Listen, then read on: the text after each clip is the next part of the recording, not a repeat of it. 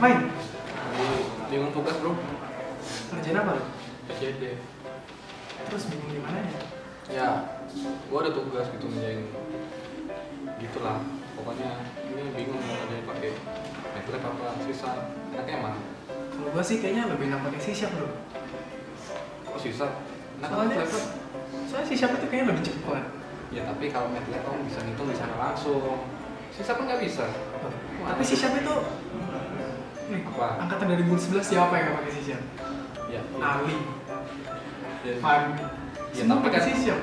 ya kalau ya beda lah. Ini bawa-bawa orang sih gimana? Ini masalah. Wih, Masya Allah. Lu pada ngapain sih? Kedua, lu ributin C# sama MATLAB. Jadi gini bro, C# sama MATLAB itu pakai arsitektur yang beda. Ini yang kita lihatin dulu. Oke. Apa itu interpreter? Interpreter berasal dari bahasa Inggris yang artinya penerjemah. Nah, dalam arsitektur perangkat lunak, interpreter menerjemahkan sejumlah line of code menjadi bahasa mesin. Nah, kalau compiler menerjemahkan sejumlah line of code menjadi bahasa mesin. Bedanya apa? Jangan nih. Nah, pada compiler, hasil executable file tersebut akan digunakan untuk menjalankan program, sedangkan pada interpreter, hasil terjemahan ialah yang akan digunakan langsung untuk menjalankan program. Setelah menggunakan C#, nah, C# menggunakan arsitektur compiler. Nah, keseluruhan layout dari program yang ada di C# akan dieksekusi dan menghasilkan file.exe yang akan digunakan untuk menjalankan program. Nah, sedangkan pada bahasa PHP yang menggunakan arsitektur interpreter, layout dari program akan diterjemahkan yang kemudian langsung digunakan untuk menjalankan program tersebut. Cara kerjanya gimana? Nah, cara kerja yang kita bakal memikirkan saya. Nah, teman-teman masih bingung kan? Gimana cara kerja interpreter? Jadi, cara kerja interpreter itu ada 3. Yang pertama itu, contohnya seperti teman-teman kalau pakai bahasa Inggris, terus teman-teman mengartikannya memakai Google Translate. Google Translate itu kan mengartikannya berdasarkan satu kata demi kata. Begitu juga dengan cara interpreter yang ini.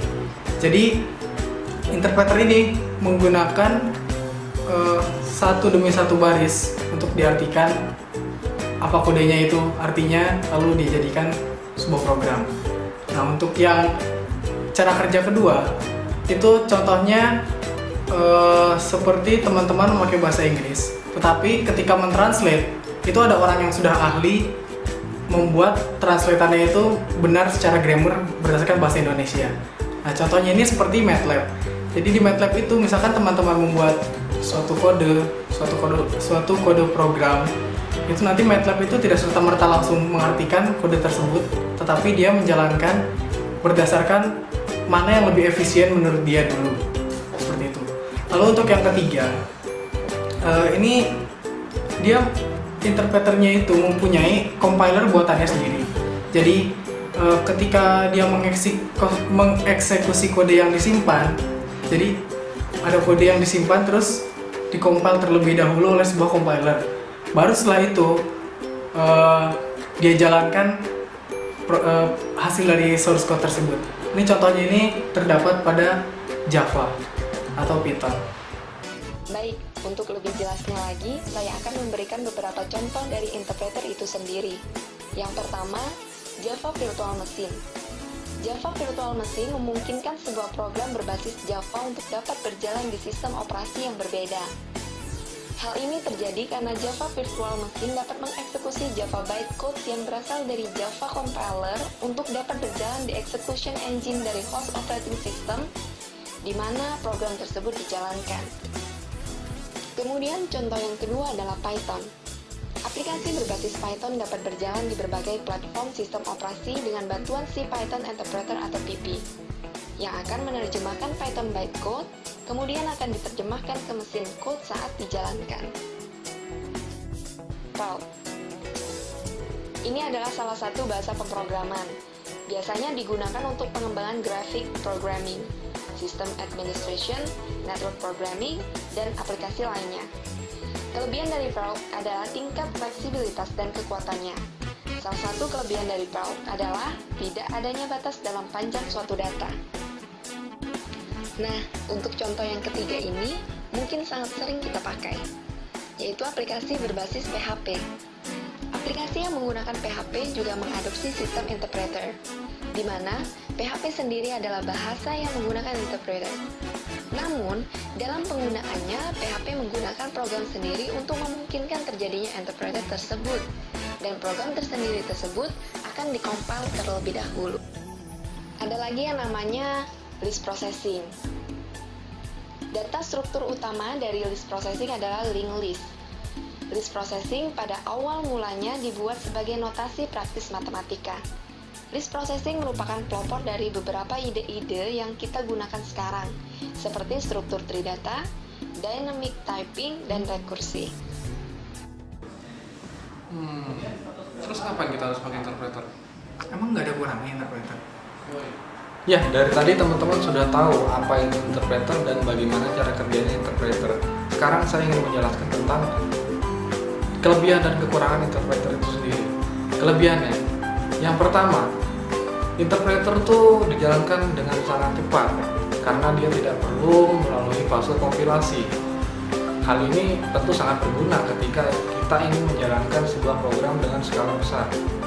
Yang kedua, jika seorang programmer ingin menambahkan satu fitur ke dalam program, dia tidak harus menunggu program tersebut di-reboot terlebih dahulu. Kenapa? Karena interpreter langsung membaca code dari program tersebut tanpa perlu di-reboot. Yang ketiga, interpreter itu bersifat portable. Artinya, dia langsung membaca code dari program tanpa harus mengubahnya menjadi binary code. Binary itu seperti file exe yang ada di komputer teman-teman. Nah, yang keempat, interpreter itu menggunakan mekanisme sandbox. Apa itu sandbox? Sandbox itu adalah sebuah mekanisme di mana dia mengumpulkan resource, kumpulan resource yang terkontrol secara ketat bagi guest program untuk berjalan di dalam environment tujuan. Nah, itu kelebihannya. Sekarang kita bahas tentang kekurangan dari interpreter itu sendiri. Tadi ada kelebihan, ya pasti ada kekurangan juga. Yang pertama, interpreter itu untuk skala program yang kecil, dia itu lebih lambat. Kenapa?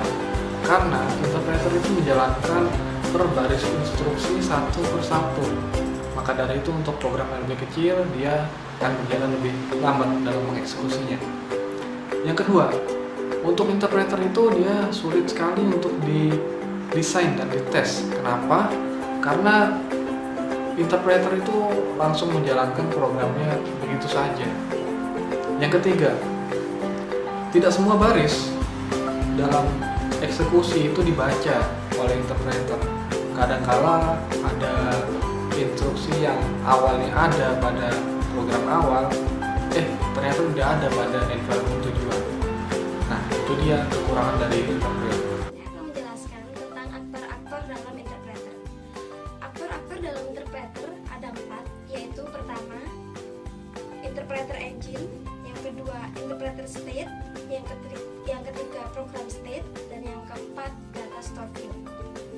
Kebayangkan kalau kita mau menginterpreter atau menerjemahkan suatu kode menjadi intermediate kode, pasti harus ada engine atau mesin untuk menerjemahkan kode tersebut. Nah, engine ini yang kita sebut dengan interpreter engine. Contoh-contoh dari interpreter engine itu sendiri, yang pertama JavaScript. JavaScript ini engine dalam interpreter yang digunakan di Internet Explorer. Yang kedua, Rhino.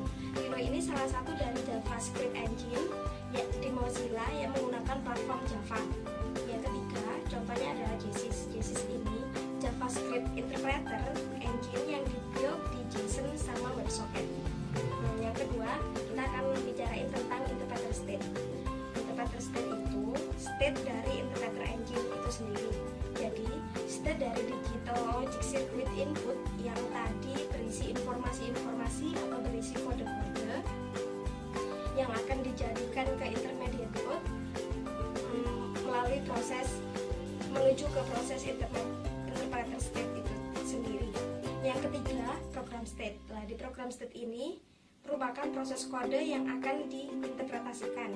Jadi, program komputer menyimpan data dalam variabel-variabel yang merepresentasikan lokasi penyimpanan di memori komputer.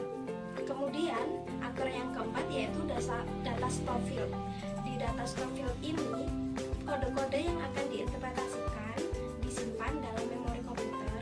Kemudian, data itu diambil oleh program untuk dieksekusi. Hasil dari eksekusi ini berupa intermediate code yang lebih mudah untuk dipahami dan bahasanya lebih mudah, itu akan disimpan dalam memori komputer. Nah, jadi apa sih kesimpulannya? Kesimpulannya itu teman-teman, memakai interpreter, yaitu pada saat ketika teman-teman membuat suatu program yang sangat besar, dan di suatu program yang sangat besar itu teman-teman mempunyai suatu fungsionalitas yang kecil. Jadi seperti teman-teman membuat suatu fitur menggunakan JavaScript. JavaScript itu adalah salah satu jenis contoh interpreter.